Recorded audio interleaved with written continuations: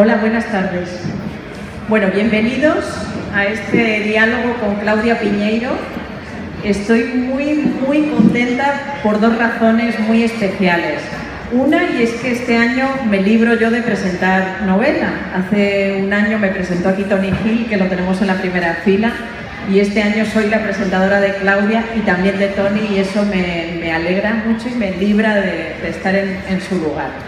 Y la segunda razón es que, bueno, yo fui de las personas, junto con otras, que este año protestamos mucho porque entre los finalistas del premio Dashiell Hammett y de otros premios no había candidatas mujeres. Creo que es una injusticia que Claudia Piñeiro no estuviera. Sé que no debería estar diciendo esto y no te quiero incomodar, pero yo no quiero dejar de decirlo. Claudia es una de las escritoras más grandes de novela negra y de novela, de narrativa en general. Tiene una pluma suave, muy rica, muy fácil de leer, pero compleja en lo que nos cuenta. Domina el suspense de una forma muy armoniosa y muy entretenida, y sobre todo es eso, divertida, que es lo que uno pide en cualquier novela negra. Podemos ponernos muy profundos, podemos contar cosas muy graves, pero hay que hacerlo entreteniendo. Ella es autora de varios libros imprescindibles, que estoy recordando ahora: Un comunista en calzoncillos, que está aquí; Betty Boo, que publicó, si no me equivoco, en 2011. Las viudas de los jueves, sobre todo, fue su comienzo, yo creo. Y este año, el año pasado, publicó Una suerte pequeña, que es su última novela, la que la ha traído este año a Gijón. Y la ha traído porque ha sido premiada con el premio BAN y Semana Negra para representar a su país, o digamos como escritora de su país destacada para venir aquí. Vamos a dialogar un poco sobre su vida, su obra y sobre esta última novela. Y me encantaría empezar, Claudia, con que nos contaras un poquito tus orígenes, porque tú tienes familia española, si no me equivoco. Me encantaría que les contaras a nuestro público de Gijón quiénes son esa familia española, qué recuerdos tienes tú de España, qué es para ti esto. ¿Hay raíces tuyas aquí? Cuéntanos un poquito. Bueno, buenas tardes, gracias por acompañarnos. Sí, justamente ese libro, el de Un comunista en calzoncillos, que es el libro más autobiográfico, la foto que está en la tapa soy yo pequeña con mi papá, y mi papá es ese que está ahí, que salió a los 4 años de Portosín, que es un pueblo muy cerca de Puerto Bozón, en las Rías Bajas gallegas. Y mi familia, digamos, yo soy gallega por los 4 costados, porque mi madre es argentina, pero sus padres eran gallegos, mi padre era gallego, sus padres eran gallegos, o sea que no tengo otra sangre que no sea esa. Y tuve la suerte el año pasado de ir a presentar la novela a Galicia, y fui a conocer, ya lo había conocido hace unos años, el pueblo de mi padre, pero volví al pueblo de mi padre y me llevaron a un museo que hay en Puerto Bozón, que se llama el Museo del Mar, y la persona que maneja el museo también tenía acceso a los registros del censo, ¿no? Y entonces me dijo que me había conseguido los libros del censo de los años en que más o menos mi padre debía haber vivido en esa zona. Y fue muy emocionante porque, bueno, se censaba casa por casa. Entonces, no sé si sigue siendo así en España, pero no, que decía, suponete, casa 1 vive en Tales, casa 2. Entonces mi papá, creo que, si no me equivoco, era la casa 19, por ejemplo. Entonces decía casa 19, y estaba el nombre de mi abuelo, de mi abuela, de mi tía y de mi padre. Y al año siguiente, casa 19, y estaban los mismos nombres con una letra A mayúscula, que quiere decir ausente. Y al año siguiente, los mismos nombres con la letra A de ausente. Y eso a mí, que parece una cosa simple, me enseñó algo muy importante, que es que ellos se fueron y lo seguían esperando. Porque, digamos, en mi país, si alguien no está, cuando lo vas a censar, no lo censan. Vas a una casa y se censa a los que están ahí, no a los que se fueron y a lo mejor regresan. Y en ese pueblo, y supongo que debía ser igual en el resto de España, se seguían poniendo los nombres en ausencia, porque se suponía que esos que se fueron algún día regresarían. Así que bueno, fue todo un encuentro muy precioso con la historia de mi padre. ¿Y por qué se fueron? ¿Por qué se fue tu padre? Mi padre, sus creo, por lo que yo era muy chica y son los cuentos y demás, se fueron escapándose del hambre. En general los que se fueron de España en esa época y un poco después, o era por el hambre o era por la guerra civil, más adelante, ¿no? Y creo que ellos se fueron un poco antes y era por una cuestión de que no hubiera plata. Me gusta mucho contar algo que cuento en la novela, que mi abuelo paterno, en la familia de mi abuela no lo querían porque él no trabajaba la tierra, no era agricultor como mi otro abuelo que tenía vides y qué sé yo, pero era el único que sabía escribir en el pueblo. Entonces cuando alguien necesitaba que le leyeran una carta o necesitaba escribir una carta, le iban a pedir a él. Entonces a veces pienso cuánto hay en el recorrido que uno va haciendo, ¿no? Porque mi abuelo era el único que sabía escribir de su pueblo y muchos años después yo escribo. Y mi abuela, siempre cuando éramos chicos, yo no la conocí porque murió antes, pero contaba que ella había pasado su luna de miel y decía un pueblo que era muy cerca de ahí, suponete que decía en Castro. Y mis tías, cuando yo ya fui un poco más grande, me contaron, no, lo que pasa es que era así, el padre no la dejaba casarse. Entonces ella se fugó con mi abuelo a Castro y mandó una carta diciendo que estaba en Castro, que había pasado la noche con mi abuelo y si ahora sí la dejaba casarse. Entonces el padre de mi abuela, que no sabía leer, tuvo que ir al cura y darle esa carta para que se la lea. Entonces el cura le leyó esta declaración impúdica de mi abuela y mi bisabuelo le dijo que le escribiera que sí, que la perdonaba y que viniera y se casara. Así que volvieron y ahí empezó la familia. Bueno, Claudia no empezó a escribir o no empezó a publicar hasta hace, no sé si 10 o 15 años. Me gustaría que nos contara algo que sé que ha contado más veces, pero que quiero que escuchéis, y es que ella trabajó, creo que durante 10 años en Arthur Andersen, en una empresa de auditoría. Ella tenía un trabajo de auditora, y fue el ver un anuncio de un premio de novela erótica, La sonrisa vertical, que seguramente recordáis, que convocaba a Tusquets, lo que de repente le iluminó la bombilla y pensó: voy a escribir algo y presentarme a este premio. Cuéntanoslo tú, ¿qué supuso ese anuncio? ¿Por qué te pusiste a escribir y qué pasó? Bueno, ayer me preguntaban para un reportaje por qué escribo, ¿no? Y hay un montón de textos de muchos escritores donde explican por qué escriben. Y yo le decía que yo creo que la escritura es ontológica. Esto quiere decir que viene con uno, que uno tiene la necesidad de escribir y luego busca las excusas para explicarse a sí mismo por qué escribe. Pero si nosotros no escribiéramos, lo conversábamos un poco contigo anoche, ¿no? Que uno se siente más centrado en sí, más centrado en la vida. O sea, es como que las cosas se ordenan a partir de cuando estamos escribiendo. No somos la misma persona que cuando no estamos escribiendo, ¿no? Entonces, yo sabía que lo que más me interesaba era escribir, pero yo venía de una familia humilde donde no había gente relacionada con el arte ni con la escritura, y cuando tuve que elegir una carrera, pensé en una carrera que me permitiera trabajar. Y yo elegí en ese momento sociología, pero era el año 78 y en el año 78 yo tenía que ir a la universidad pública, y en Argentina la dictadura militar cerró todas las universidades humanísticas en ese año, entonces no podías elegir eso, tenías que elegir ingeniería, medicina o alguna cosa por el estilo. Mi papá y mi mamá, los dos, habían empezado a estudiar ciencias económicas, y entonces esas cosas de la vida que dije, bueno, estudio ciencias económicas. La verdad que yo no tenía nada que ver con esa carrera porque ni había tenido contabilidad, ni secundario, ni nada, pero fue una carrera que me enseñó a trabajar, y eso yo se lo agradezco porque me recibí, tuve un trabajo bueno que me permitía después tener tiempo para empezar a estudiar, pero no era a escribir, pero no era feliz dedicándole toda mi vida a eso, ¿no? A la auditoría y demás.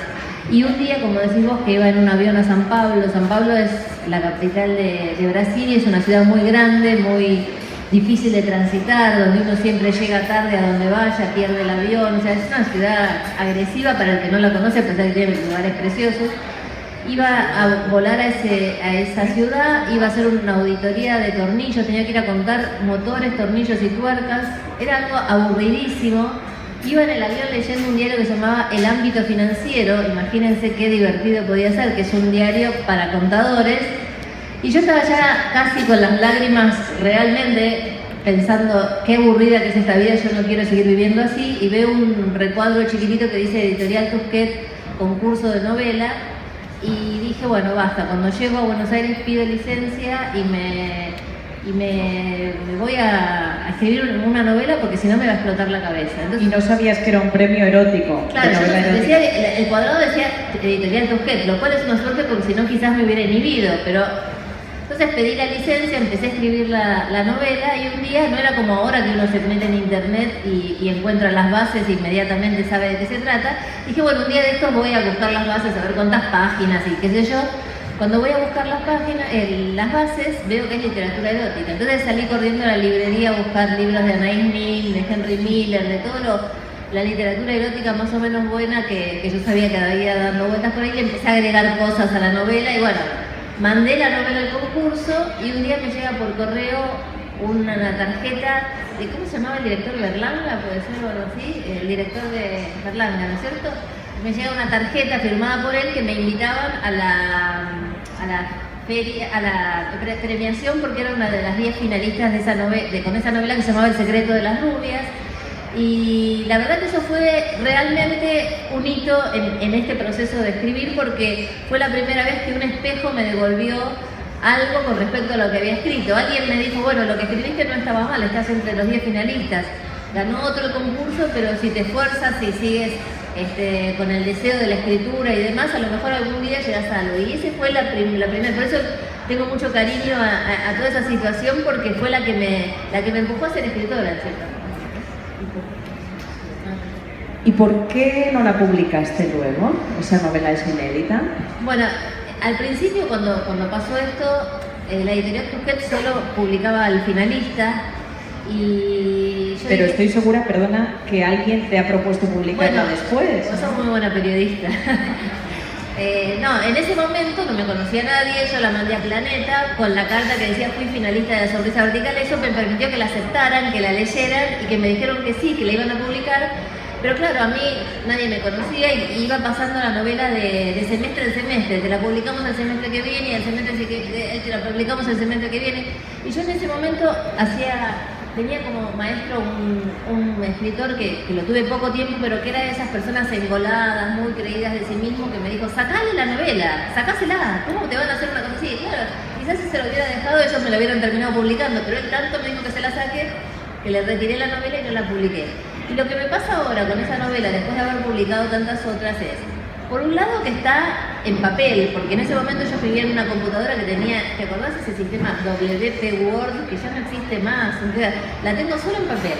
No me dan ganas todavía, como tengo otras historias, de volver sobre ella y estoy segura que debe estar muy mal escrita, debe haber que volverla a escribir porque es mi primera novela.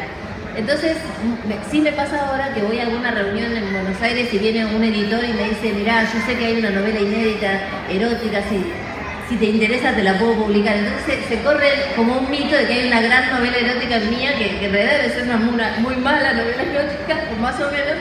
Y en chiste yo le contesto a todos que lo que voy a hacer con esa novela es dejarla en un cajón para que mis hijos la encuentren cuando me muera y la publiquen, porque los herederos siempre tienen que hacer plata con algo que encuentren en algún cajón.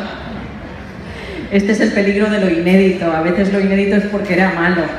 Y me estoy acordando de Gonzalo Tavares, que es un escritor que si no conocéis os recomiendo mucho, portugués, joven, que publica en Seis Barral, que él lo escribe todo. De hecho se pasó desde los 18 años hasta los 30 escribiendo sin publicar, porque era consciente de que no podía, o pensó que no podía hacer nada brillante tan joven y tan pronto y tan inexperto.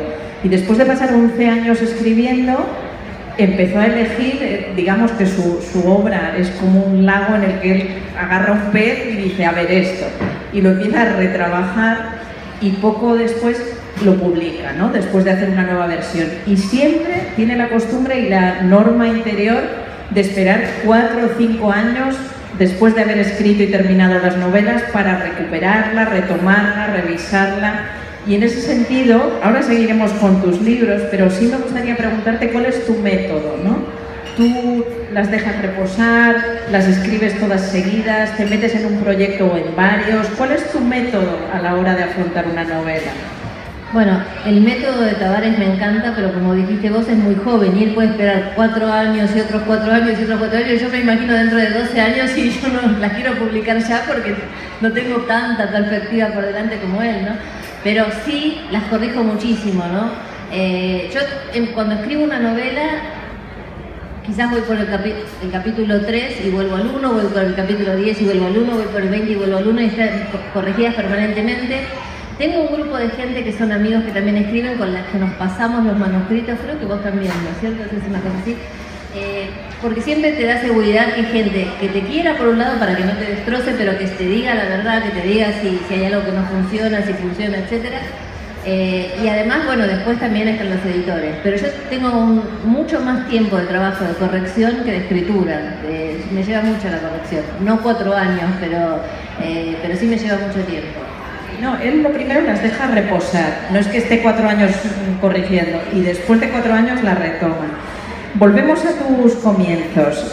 Después de aquel episodio de La sonrisa vertical, que entiendo que tiene para ti el valor de lo iniciático, de que fue tu despertar a la gran literatura, llegó Las viudas de los jueves, novela que, si no me equivoco, ganó el premio Clarín, ¿no?, de 2005, y que ha sido tu gran comienzo. Ella había hecho algunas cosas infantiles y demás, pero fue su primera novela potente, con gran comienzo. Luego ha sido llevada al cine y desde luego en Argentina es un fenómeno, supongo que en otros países también. Quiero preguntarte qué supuso para ti Las viudas de los jueves. Bueno, cuando yo gané Las viudas de los jueves, fue premio Clarín y estaba entre los 10 finalistas, y el premio Clarín es un premio que vos no sabés hasta el último minuto quién ganó. Ellos te llaman, te invitan a la fiesta, invitan a todos nos tratan igual, entonces vos estás ahí con las 10 personas y no sabés si sos el ganador o no sos el ganador. Y yo había ido con mi hijo más grande, que en ese momento tenía 8 o 10 años, con el papá de mis hijos, y había puesto en la mochila de mi hijo 3 cosas: un libro de Rosa Montero, un libro de Saramago y un libro de Belgrano Rawson, que eran los jurados. Y yo dije, si yo no me voy con premio, por lo menos yo me voy a traer el libro firmado por esta gente, ¿no? Y estábamos sentados esperando, y cuando dijeron el ganador y dijeron el nombre de mi novela, yo recuerdo que lo que pensé en ese momento fue al fin. O sea, pensé al fin en el sentido de, al fin se me da esta oportunidad, ¿no? Un premio es una oportunidad. Hay otra gente que ganó el mismo premio y no tuvo esa suerte con sus novelas, hay otra gente que sí, pero esa oportunidad lo que implica es un trabajo posterior, ¿no? Esa novela fue una novela que en Argentina vendió 500.000 de ejemplares, la leyó muchísima gente, la siguen leyendo porque tiene esta particularidad que pasa el tiempo y la siguen leyendo. Pero si yo no hubiera seguido escribiendo y hubiera seguido tratando de mejorar lo que escribo, etcétera, hubiera sido una anécdota, ¿no? Entonces para mí fue una gran oportunidad. Después genera esas cosas ambivalentes que generan algunos éxitos. Le pasa a los cantantes cuando van a dar un recital y le dicen cantate tal, y él dice no, de nuevo tal, porque es como que siempre tienen la misma y él vino a traer el nuevo disco. Bueno, a mí con la novela me pasa un poco eso, que cuando alguien me paraba por la calle y me decía leí tu novela, era La viuda de los jueves, y yo decía tu novela parece que fuera la única, pero bueno, le debo también mucho a esa novela, ¿no?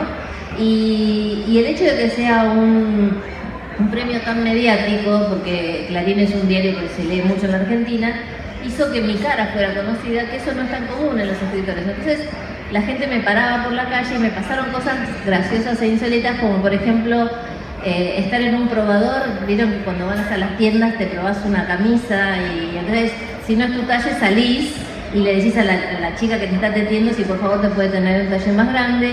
Y un día estaba así en un probador y salí medio, no desnuda, pero como uno sale así en la camisa, y le dice por favor, y la señora del proveedor de enfrente me dice, ay, vos sos la que escribió la... Entonces me empezó a charlar de la novela, y yo mientras me charlaba pensaba, ¿qué hago yo en Corpiño delante de esta señora hablando de la novela? Bueno, quiero destacar también Betty Boo, que hay más, pero no vamos a hablar de todas. Betty Boo es una novela que también ha llegado a España, es de 2011, sí.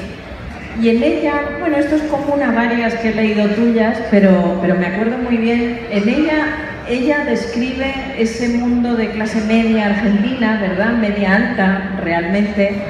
Es un mundo de mujeres también. La leí hace años, me puedo estar equivocando, pero si no me equivoco, tus crímenes, tus tramas suelen estar entre la gente que puede ser como nosotros, es decir, una clase media, no está en los bajos fondos, si no recuerdo mal. Me gustaría saber un poco por qué. ¿Por qué has elegido ese entorno? ¿Es un entorno de urbanizaciones fuera de Buenos Aires? Insisto siempre, si no recuerdo mal, porque la leí hace años. Pero sí, yo creo que has elegido un mundo muy real, que puede ser de cualquiera de nosotros, es decir, de casa de clase media o de cualquiera de gente que todos podemos conocer. ¿Por qué? ¿Por qué ese entorno y qué quieres reflejar? Bueno, en realidad Betty Boo tiene ese entorno contado desde afuera, en el sentido de que Betty Boo es una periodista que tiene que ir a ese lugar a investigar un crimen.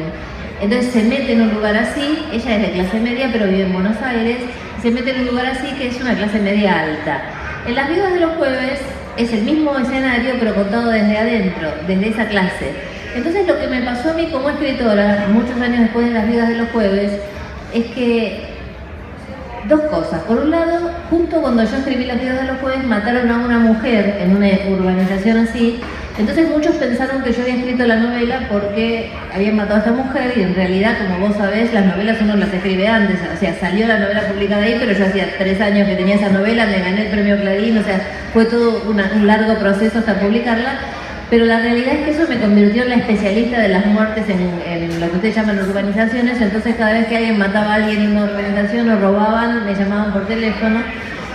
Y muchos años después, cuando fui a escribir Betty Boo, pensé, quiero escribir sobre este lugar pero contado por los que entran. Y además, otra cosa que pasa en Betty Boo es que es la novela que yo escribí desde la primera página pensando que iba a ser una novela negra. Porque en las otras, la novela negra me toma de camino en la escritura. Yo empiezo a escribir una novela y de pronto aparece un crimen, la búsqueda de la verdad y el enigma, y por lo tanto tiene elementos de novela negra y se corre hacia la novela negra. Pero después que me pasó tantas veces dije, bueno, esta quiero que sea novela negra desde la primera página y la escribí con esa voluntad.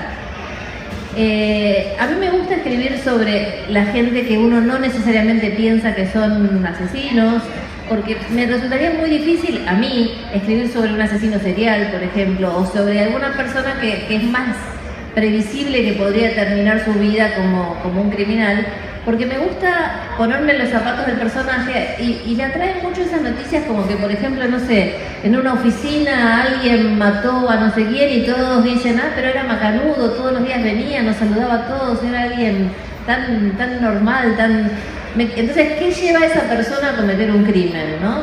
Entonces me gusta llevar a los personajes al borde del abismo, al borde de una decisión tremenda que tienen que tomar y ver por qué toman esa y no otra.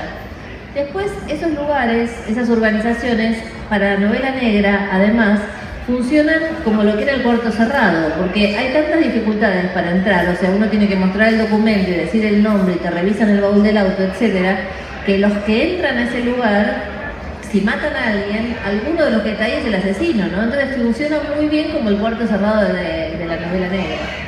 Y el tema del crimen de clase me interesa porque es como levantar la alfombra y mirar la tierra que se esconde debajo de la alfombra. Vamos con Una suerte pequeña, que es el último que salió el año pasado, ¿verdad? Y que os recomiendo todos estos y me confirman que luego podremos comprarlo y de verdad que os recomiendo comprarlo, leerlo y que ya os lo firmen. En Una suerte pequeña, una mujer regresa a Argentina después de 20 años de ausencia, regresa además disfrazada, digamos, regresa otra persona, regresa con otro nombre, con otros ojos, con otro pelo. Ha estado en Boston, ¿no? Si no recuerdo mal, y regresa de esta manera porque cuando se fue hace 20 años huía de algo. Quiero preguntarte quién regresa en realidad y por qué regresa esa persona tan diferente. Bueno, Una suerte pequeña es una novela difícil de contar sin contar cosas que el que la va a leer después se queje, porque a mí me pasó con esta novela que en Facebook me escribía gente quejándose del que había hecho una reseña en tal periódico porque le había contado todo. Bueno, como si yo no tengo la culpa, o sea, se tiene que quejar con el que hizo la reseña. Pero es cierto que para poder hablar de la novela es difícil no contar mucho de la novela, ¿no? Pero bueno, esta es una novela sobre una mujer que desapareció 20 años. Me preguntaban por qué 20 años, y porque 20 años es mucho, no es lo mismo irse y volver a los 5 años. 20 años casi que es el que ya no va a regresar. y ella tiene que regresar no porque lo elija, sino porque por cuestiones de trabajo la obligan a venir al lugar de donde se fue. En esas elecciones a veces hay también cosas inconscientes. De hecho, ella acepta venir y podría no haber aceptado venir. Pero la intriga básicamente de la novela es por qué no quiere regresar y qué es eso tan espantoso, tan horroroso que ella dejó en ese pasado, por el cual no quiere enfrentarse ni con eso ni con la gente que la rodeaba en el pueblo donde vivía. La novela empieza con una imagen que es la imagen disparadora. Yo cuando escribo una novela siempre me aparece una imagen a partir de la cual empiezo a tirar para ver qué hay ahí, cuál es esa novela, y es como una imagen que tiene un poco la esencia de los sueños. Uno a veces sueña con algo y no sabe por qué soñó con eso y puede decir, ah sí, bueno, pero aparece tal persona seguramente porque lo vi a la mañana, pero no terminás de saberlo bien y es mejor quizás no saber bien por qué aparece esa imagen. Y la imagen era una persona frente a una barrera esperando que se levante la barrera para pasó el tren y poder pasar. En Argentina, cuando yo era chica, sobre todo, había muchas barreras que no funcionaban y nos acostumbramos a pasarlas de todos modos, mirando hacia los dos lados, para estar seguro que el tren no venía, y eso allá por lo menos hubo muchos accidentes, no sé si acá fue común. Entonces esta persona está frente a la barrera con todas las señales de que va a pasar el tren, la sirena, la luz que titila, y está decidiendo si pasa o no esa barrera. Esa es una imagen recurrente que se repite y bueno, cuando lean la historia se van a enterar por qué. Es una novela distinta. Es verdad que se te clasifica en el género policial o negro por algunas de las que has escrito, pero quería ahondar en este sentido porque Naipaul, el Premio Nobel de Literatura, suele decir, yo lo pude entrevistar en Londres hace unos meses y también me lo explicó, cómo él ha intentado en cada libro superar el anterior libro. Uno no puede quedarse haciendo lo mismo siempre, sino que hay libros que te pueden salir mejor y peor. No significa que cada uno sea mejor que el anterior siempre, ojalá pudiéramos. Pero sí que cada uno es un reto distinto del anterior e intenta superar algo que en los anteriores no había. En este sentido, y en el sentido de que esta es una novela distinta, posiblemente más de narrativa que negra, no sé, me gustaría que lo definieras tú. ¿Qué barrera has superado con este libro? ¿Qué significa este libro para ti después de los anteriores? Bueno, me gusta que me preguntes eso porque es una pregunta bien de escritor en un sentido, porque quizás el lector no nota ese esfuerzo que uno hace por querer que el próximo libro mejore algo que en el otro no logró, no pudo hacer, no se enfrentó con eso. Y me pasa en todos los libros, ¿no? Por ejemplo, Las grietas de Sara es un libro que el personaje principal es un hombre y si bien no está contado en primera persona, es una tercera persona pegada a la cabeza de ese hombre. Y a mí me costó mucho hacerlo porque me salen naturalmente más los personajes femeninos y acompañar a este hombre durante toda la novela, y que es un hombre que además se hace los ratones con su compañía de trabajo, etcétera, me llevó a poder pensar exactamente si los hombres y las mujeres pensamos esas cosas de la misma manera. Le pregunté a muchos hombres y ninguno me quiso contestar. Pero bueno, para mí literariamente fue un esfuerzo ponerme en la cabeza de ese personaje. En el caso de Una suerte pequeña, exactamente me pasó eso. Yo lo que quería era, como te decía antes, que o escribí Betty Boone en el género policial o escribí novelas donde el género policial se me metía sin que yo lo planeara. Y yo creo que hay un motivo para eso, y es que el policial, creo que lo dijo Mempo Giardinelli, si no me equivoco, tiene una estructura que él llama la estructura de la ética de la verdad. Entonces, como uno tiene que ir a buscar la verdad en un policial, la estructura te va llevando hacia dónde ir. En ese sentido, ese camino que traza un policial, que tengo que ir hacia la verdad, es una zona de confort, porque vos sabés que tenés que ir hacia allá. Entonces yo lo que sentí es que en todas las novelas se me metía el policial porque era la zona de confort de la estructura de la ética de la verdad. Y entonces en esta novela, en Una suerte pequeña, me cuidé muy bien que no se metiera el policial para poderme meter en cambio con otras cuestiones, con otros sentimientos, con otras cosas de la intimidad de esta mujer, que a lo mejor cuando uno entra en el ritmo del policial te arrasan otras cosas y te vas para otro lado, ¿no? Pero me gustó mucho la pregunta por eso, porque justamente esa era la dificultad que yo quería superar en esta novela. ¿Y qué te ha resultado más complicado, lo clásico policial o esto más intimista? Todo tiene su dificultad, pero lo clásico policial tiene una dificultad, me parece que es más fácil de abordar, que es que todas las piezas tienen que encajar, ¿no? Porque para componer un personaje es igual, o sea, vos tenés que ser buenos personajes y tenés que tener una buena prosa en cualquier narrativa, sea policial o no sea policial. El policial tiene la dificultad para mí que el lector es muy atento y uno no puede dejar una pista falsa, no puede cometer un error, porque el otro está todo el tiempo tratando de descubrir la verdad antes que el propio narrador, que el propio escritor. Entonces hay una cuestión como de oficio en el armado de la novela policial que es que uno tiene que tener mucho detalle. La otra narrativa, bueno, a mí me gustan las dos, poner la misma intensidad para componer las otras cosas, que es el uso del lenguaje, los personajes, la prosa. Entonces no es que me resulte más difícil, sí me resultó más difícil no tener esta estructura que me guiara, ¿no? ¿Y cómo definirías tu estilo, más allá del género? Me refiero al estilo, ¿cómo lo definirías tú? Complicado también. Sí. No, alguna vez alguien me dijo que para esa persona que me estaba hablando, me decía, hay escritores que escriben muy bien y hay otros escritores que tienen voluntad de contar una historia. Y yo siento que yo siempre tengo voluntad de contar una historia. Lo mejor de contar una historia es contar un personaje. Pero a veces pasa en la literatura que hay muchos escritores que reniegan de contar una historia, que parecería que contar una historia no está bien, es poco literario. A mí me parece que hay que escribir bien, lo mejor que uno pueda literariamente, pero a mí me gusta el acto de comunicación de contarle una historia al otro. Y yo definiría así, que todas mis historias cuentan una historia, ¿no? Creo que es el punto en común, porque a su vez las novelas, no sé qué te parece a vos, pero me parece que son todas bastante distintas. Sin embargo, todas cuentan una historia. Incluso la novela autobiográfica, que tiene muchas cosas de ficción, que es la del comunista encarcelado, también cuenta una historia, ¿no?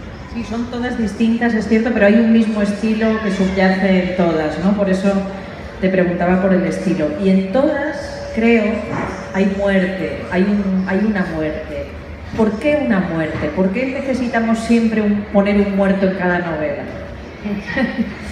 Yo hasta pensaba que en un comunista de calzoncillo también está la muerte de mi padre, están los desaparecidos, o sea, en todas tengo algún muerto, es así. Lo que no tengo a veces es novela policial, pero muertos sí.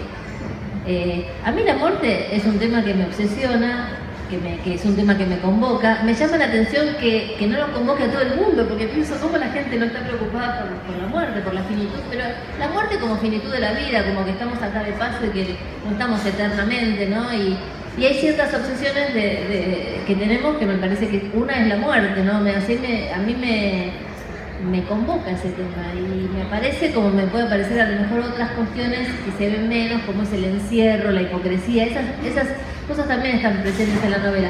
Pero es cierto que un muerto siempre aparece y me cuesta definir por qué, pero creo que tiene que ver con esto, con que la muerte es algo que a mí me preocupa y vuelvo a decir, no la muerte concreta, ¿no? Que pase, que pise un auto o lo que sea, sino la finitud de la vida, que estamos acá un tiempo y que después no estamos más.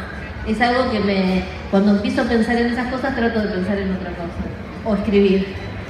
Tú eres una autora que no tiene una serie, no repites en general, no repites personajes. Sin embargo, leí que querías repetir con los personajes de Betty Boo, que es una novela divertidísima en el sentido literario, entendedme, no otro.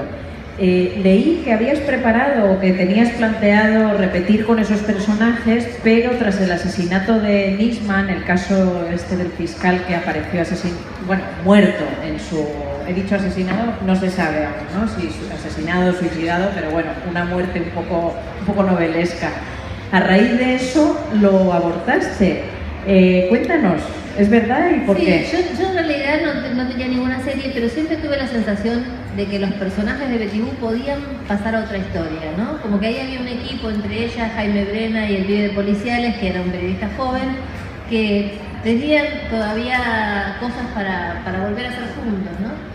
Y sobre el fin del año, porque a Nisman apareció muerto en enero, si no me equivoco, del año anterior, y en diciembre yo empecé a escribir una novela que tenía elementos parecidos. No era que fuera exactamente eso, pero tenía muchos elementos parecidos. Y cuando me despierto la mañana del 19 de enero, creo que era, que él había, no me acuerdo exactamente del día, que él había aparecido muerto en su departamento, dije, y yo no puedo escribir esto porque va a dar toda la sensación que lo escribo a propósito por lo que pasó. A continuación, cada día que nos despertábamos, el caso tenía una arista diferente y más insólita, y cada vez nos enterábamos de cosas más raras. Y entonces no solamente no podía escribirlo porque era parecido, sino porque no se me podía ocurrir nada más descabellado que lo que veíamos todos los días en el noticiero. Entonces dije, por este lado no va a ser. Entonces la dejé reposar, pero yo creo que o sea, ahora estoy escribiendo una novela que no es de Betty Boop, que es otra novela, pero siempre tengo la idea de que va a ser una próxima novela, ¿no? Y que sobre todo me dan ganas, lo que decís vos, de divertirme un poco con esos personajes. Es una novela donde hay un montón de muertos y demás, es una novela policial, pero es una novela que tiene humor, un humor irónico. Y me acuerdo que uno de mis hijos se lo llevó de viaje. Yo nunca les doy a mis hijos las novelas para que las lean. Si ellos quieren las leen, si no quieren no las leen. Cada uno de ellos leyó alguna de mis novelas, ninguno leyó todas. Y resulta que hay uno que se lleva a Betty Boop de viaje, se va de viaje y se lleva a Betty Boop. Y cuando vuelve me dice, leí la novela. Ah, qué bien. Yo no sabía que vos tenías buen humor. Ah, bueno. Porque me hizo reír. ¿Cuándo vos haces reír? Y dije, ay, Dios mío. Es fantástico. No solo eso, me estoy acordando de, no sé dónde tú y yo nos conocimos, en México puede ser, en la FIL, sí, en la Feria del Libro de Guadalajara.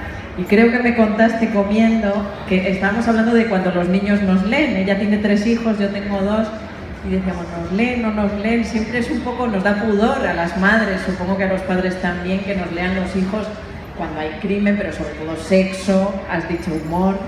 Y creo que me dijiste que ese fue tu dificultad también, que decías, si leen escenas sexuales así, ¿no? Cuéntanos un poco. No, bueno, mientras eran chiquitos y no la leían no había problema, porque eran muy chiquitos, solo que una vez yo tenía Tuya, que es mi primer libro, y la profesora de literatura de los chicos en el colegio le gustaban mis libros y siempre me los pedía, y mi hijo vio en el primer capítulo que decía la palabra culo y me dijo, no se lo des a la maestra, mamá, porque se va a poner mal. Así que bueno, es interesante para mí el tema de las escritoras mujeres con hijos, porque un hijo en general no se espanta de la cabeza de un padre varón. En cambio, como vos decís, uno pone escenas de sexo, escenas de gente que está fumando marihuana o que se emborrachó, y bueno, uno hace investigación para todas esas cosas, pero el hijo piensa, mi madre, ¿de dónde sacó todas estas cosas? ¿No? Y además uno con qué cara después le va a decir, pero ¿cómo estás haciendo otra cosa? Y te sacan a relucir la escena de la novela donde vos escribiste. No, me parece que la cabeza abierta de la madre, por eso yo nunca les di mis libros para leer, porque me parece que tiene que ser un acto de voluntad de ellos, porque a lo mejor ellos no quieren saber lo que hay adentro de nuestras cabezas, ¿no? Claro, ellos jamás pudieron imaginar que dijéramos tacos, que fumáramos porros o que conociéramos el sexo, ¿no? Es muy divertido. Se te ve una escritora feliz. ¿Eres una escritora feliz? Bueno, no, soy una escritora sonriente, que es diferente. Pero la felicidad es una palabra difícil. Tengo, como todo el mundo, momentos de felicidad. Estos momentos me resultan muy agradables, alegres, y por eso me divierto. Yo no sé si... Yo creo que alguna vez pensé que el único escritor que y quizás no lo es, ¿no? Pero mi fantasía es que Fernando Iwasaki es un escritor feliz, porque siempre que estuve con él estaba tan sonriente y tan alegre, y el flamenco, todos los demás escritores que conozco no me parecen personas felices, pero sí nos sonreímos y la pasamos bien y escribimos y hacemos cosas, pero me parece que para conectar con ciertas cosas de la escritura uno también tiene que tener momentos de otro tipo, ¿no? Si no es difícil escribir. ¿Pero tienes algún anhelo de algo que no hayas podido escribir, algún reto que te resulte inabordable? ¿Qué es lo que quisieras hacer, que necesitas aún excavar, digamos, en ese esfuerzo para conseguir? Yo, más que conseguir algo inalcanzable, lo que siempre pienso es, hay un libro de Edward Said, que es un autor palestino que tiene libros de ensayos muy buenos, y él tiene un libro que se llama El estilo tardío, y en el estilo tardío él separa no solamente escritores, también músicos, de acuerdo a lo que hacen a partir de determinada edad, ¿no? El estilo tardío. Entonces él separa, digamos en este caso los escritores, entre los que trabajan para hacer su biografía, su mausoleo, dónde van a poner sus cuadros, cómo van a acomodar sus novelas cuando vayan los miles de personas a verlo, y en general siguen escribiendo para eso, para su biografía, para su cosa pomposa, y el que hasta último momento se sigue peleando con su propio estilo y sigue tratando de hacer una cosa diferente, y aunque le salga mal, sigue intentando hacer otra cosa, que a lo mejor sería el ejemplo de Hemingway con el, ¿cómo se llama? La del mar, el hombre, el viejo y el mar, que estaba, supuestamente era un escritor que estaba acabado, que ya no tenía, y saca El viejo y el mar sobre el final de su vida. Quizás La tempestad de Shakespeare también, pero digamos, escritores que hasta el último momento lo único que les preocupa es escribir algo mejor y distinto de lo que venían escribiendo. Entonces mi voluntad, lo que yo quisiera es eso, que no me pase lo otro, que me pase simplemente seguir, y el día que no haya nada más para escribir, tener la conciencia de decir, bueno, no tengo más, porque también puede pasar eso, también puede pasar un día que digamos, ya no tengo nada más para contar, no quiero seguir escribiendo o no quiero seguir publicando, que también es una opción. Lo que me parece la peor opción es la primera, ¿no? La que él dice de ir armando esa cosa pomposa para la posteridad. Así que bueno, esperemos. ¿Qué proyecto tienes? Cuéntanos. Bueno, estoy escribiendo una novela, la acabo de cerrar recién, no de cerrar, seguí escribiendo recién en el hotel antes de venir. Es difícil con los viajes eso, ¿no? Que uno se descoloca de lo que está haciendo, pero yo tengo toda la esperanza de terminarla para fin de año y que salga el año que viene. Ya tengo una cosa que es casi cabalística, que termino las novelas en diciembre de un año par y las publico en un año impar, así que vamos a ver si logro, porque a veces nosotros necesitamos esas cosas, ¿no? Como una meta, decir, bueno, la tengo que terminar para diciembre, entonces uno se encierra y la termina. Como yo nunca firmo ningún contrato anterior, no me gusta tener un contrato firmado que tengo que entregar una novela porque me siento muy presionada, entonces la única presión me la puedo poner yo, y me pongo estas presiones, ¿no? Que si no es el diciembre del año par, algo catastrófico va a pasar, entonces la tengo que terminar para diciembre, y espero que sí, porque no me falta tanto, pero me falta mucho de corrección, me falta mucho de volver sobre ella. Pero no nos has dicho nada de proyecto, ¿o no quieres? No, no es que no quiera, me pasa lo siguiente, me cuesta mucho contar lo que estoy escribiendo sin contarte toda la novela, ¿no? Entonces me pasa a veces incluso cuando termino una novela, que viene el editor, te muestra la contratapa, vos lees la contratapa y dice, la novela trata de tal cosa, y yo digo, sí, tienes razón, trata de eso, pero en realidad para mí era la historia de tal y cual que yo te fui contando, pero no pienso en de qué trata la novela. Pero para honrar mi visita a Gijón y tratar de decir un poco, es una novela que tiene dos protagonistas, claramente tiene muchos personajes, es una novela de muchísimos personajes, por eso me da mucho trabajo, es muy coral. Un poco que me lo estoy copiando de Carlos Salón, de nuestro amigo Carlos Salón, que tiene esa novela que ganó el Hamlet de Johnny Thunders, donde en cada capítulo te cuenta un personaje. Bueno, pero tengo un lío con todo eso tremendo, y los dos protagonistas son dos personas que trabajan en política por distintos motivos. Uno es un político argentino, que es esos políticos que surgen no por ideales políticos, sino más bien porque vienen más del mundo de las empresas, etcétera, y tiene un partido que tiene bastante poca ideología, más que la eficiencia y ese tipo de cosas que se dicen ahora. Y el protagonista verdadero es un chico joven que entra a ese partido básicamente porque tiene que trabajar en algún lado, y ahí le proponen un trabajo y él entra a trabajar ahí un poco de casualidad y se encuentra con este mundo de la política y lo que hay que hacer ahí, y sigue su camino hasta llegar al punto en el que le piden que haga algo que es como la clave de la novela, ¿no? Ese punto de paso esto y lo hago o no lo hago, y ahí se desarrollan un montón de otras cuestiones que todavía no puedo decir porque no las tengo bien armadas en mi cabeza. Bueno, no lo puede decir, pero se le ven los ojillos que ahí hay una gran historia. Bueno, os recomiendo enormemente comprar su libro, leerlo, buscar su firma, y vamos a darle un aplauso porque es estupenda. Gracias. Gracias.